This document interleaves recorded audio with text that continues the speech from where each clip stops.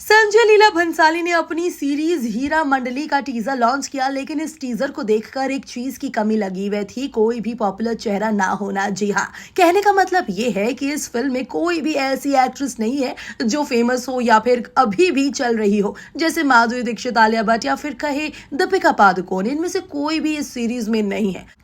हैदरी।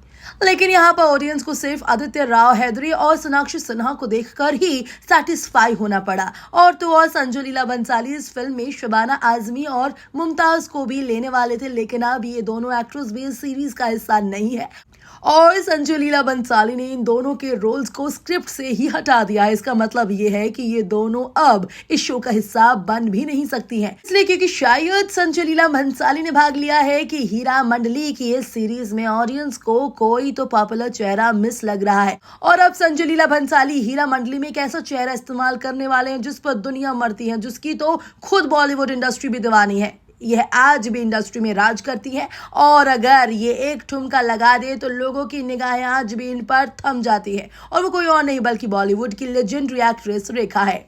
जी हाँ, रेखा को संजय लीला भंसाली हीरा मंडली के लिए अप्रोच कर रही है। कहा जा रहा है कि संजय लीला भंसाली ने पहले भी रेखा को अप्रोच किया था, बट रेखा हमेशा फिल्में करती रही है, जिसकी वजह से उन्हें ये ओटीटी बिल्कुल समझ नहीं आता, इसलिए तब उन्होंने संजय लीला भंसाली के इस ऑफर को रिजेक्ट कर दिया था। लेकिन अब संजय लीला भंसाली भी अड़े हुए हैं कि वह हीरा मंडली बनाएंगे तो रेखा के साथ ही। वहीं इस बार उन्होंने रेखा को एक अलग ऑफर दिया है।